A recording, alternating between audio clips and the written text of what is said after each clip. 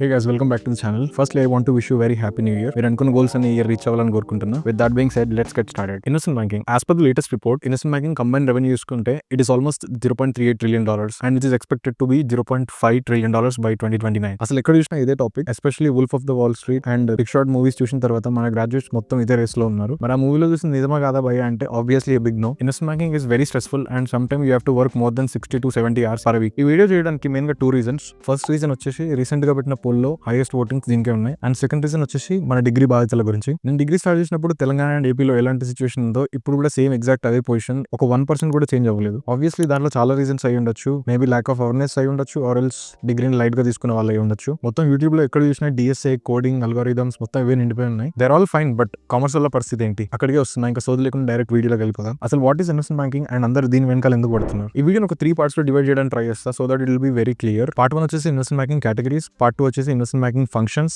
Part 3 వచ్చేసరికి salary structures. First మీకు investment banking అంటే కమర్షియల్ బ్యాంక్ అంటే ఏంటో అర్థం కావాలి. మీరు నియర్ బై సరౌండింగ్స్ లో చూసే normal banks like HDFC, SBI, Kotak ఇవన్నీ కమర్షియల్ బ్యాంక్స్ కిందకి వస్తాయి. బేసికల్లీ వీళ్ళ పర్పస్ ఏంటంటే they need to give out loans, take deposits and help general people. But investment bankings are entirely different. దీన్ని సింపుల్ టర్మ్స్ లో చెప్పాలంటే it is just middle man. Investment banking basically large scale organisation help చేస్తాయి on the basis of commission. For example తీసుకుంటే mergers and acquisition, it is a part of investment banking. ఏదైనా company అయిపోయి వెళ్ళాలనుకుంటే they contact investment banking, so they help in facilitating this process. For example Zomato and Blinkit ఈ acquisition లో కూడా investment banking involve అయి ఉంటుంది. And మీరు చూసే most of the trading activity in stock markets కూడా క్రియేట్ చేసేది వీళ్ళే, అండ్ దాన్నే మార్కెట్ మేకింగ్ అని కూడా అంటారు. No part 1 investment banking categories. First వచ్చేసి bulge bracket. Bulge bracket investment banks are basically large scale banks. వీళ్ళ ప్రొడక్ట్స్ ని ఆల్మోస్ట్ అన్ని రీజన్స్ లో సర్వ్ చేయడానికి ట్రై చేస్తారు. బల్జ్ బ్రాకెట్ లో they have separate division for sales and trading, equity research, deal making, corporate banking. And వీళ్ళు involve అయ్యే deals usually 1 billion and above అయి ఉంటాయి. ఫర్ ఎగ్జాంపుల్ బల్జ్ బ్రాకెట్ లో మనకి గోల్డ్మన్ సాక్స్, JP Morgan, Morgan Stanley, Bank of America and there are lot of other companies. Next వచ్చేసి elite boutique banks అంటే EBs. ఇవి బల్జ్ బ్రాకెట్ ఇన్వెస్ట్మెంట్ బ్యాంక్స్ కన్నా కొంచెం చిన్నవి. వీళ్ళ మెయిన్ ఫోకస్ వచ్చేసరికి M&A, which is mergers and acquisitions and restructuring. వీటిని independent investment banks అని కూడా అనొచ్చు, because they only provide certain services.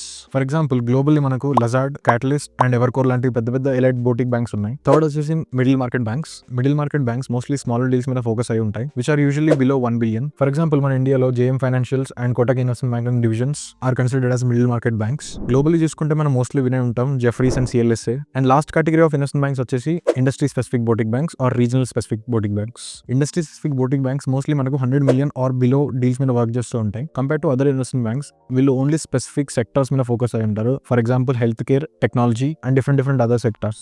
Next వచ్చేసి part 2 investment banking functions. Functions మనకి మెయిన్ గా 3 డివిజన్స్ లో డివైడ్ అయి ఉంటాయి, front office, middle office, back office. First మనం ఫ్రంట్ ఆఫీస్ గురించి మాట్లాడుకుందాం. ఫ్రంట్ ఆఫీస్ ని సింపుల్ టర్మ్స్ లో ఎక్స్ప్లెయిన్ చేయాలంటే ఇది ఒక రెవెన్యూ జనరేషన్ యూనిట్, అంటే మోస్ట్ ఆఫ్ ద మనీ ఇక్కడ నుంచి జనరేట్ అవుతుంది. ఫ్రంట్ ఆఫీస్ బేసికలీ 2 కేటగిరీస్ లో డివైడ్ అయి ఉంటుంది. One is corporate finance, which is also called as investment banking division, and next one is sales and trading. Corporate finance లో మనకి 2 groups ఉంటాయి, industry groups and product groups. ఈ groups గురించి మనం ఇంకో వీడియోలో మాట్లాడుకుందాం, ఎందుకంటే అన్ని సబ్జెక్ట్స్ ఇందులోనే మెర్జ్ చేస్తే చాలా కన్ఫ్యూజన్ గా ఉంటుంది. So for now let's just keep it very simple. Front office లో సెకండ్ డివిజన్ వచ్చేసరికి sales and trading. Basically sales and trading division institutional clients like asset management and hedge funds కి help చేస్తూ ఉంటాయి to buy or sell securities like bonds or stocks. To put it very simple, ఈ buy side clients constant గా securities ని buy and sell చేస్తూ ఉంటాయి. For example మీరు market లో బ్లాక్ ట్రేడ్స్ చూసే ఉంటారు. Block trades are nothing but large amount of trades which are placed by institutional clients. And మనకి బై సైడ్ మోటివ్ తెలుసు, which is to make more and more money. And ఈ screen మీద order చూసినంత easy అయితే కాదు. Buy side clients place చేసే order కి market prices heavily disrupt అవుతాయి. So sales and trading people institutional clients place చేసిన ఆర్డర్స్ ని ఎఫెక్టివ్ వేలో ఎగ్జిక్యూట్ అవ్వడానికి హెల్ప్ చేస్తారు. And just like corporate finance లో ఎలా అయితే మనకి 2 డివిజన్స్ ఉన్నాయో, సేమ్ సేల్స్ అండ్ ట్రేడింగ్ లో కూడా మనకి 2 డివిజన్స్ ఉన్నాయి, which is equity trading and fixed income trading, which is also called as FICC. Equity trading division mostly మనకు స్టాక్స్ అండ్ డెరివేటివ్స్ లో ఇన్వాల్వ్ అయి ఉంటారు. And fixed income people other than stocks and derivatives like CDS, bonds, money market instrument, corporate bonds వీటిలో involve అయి ఉంటారు. And now let's talk about middle office.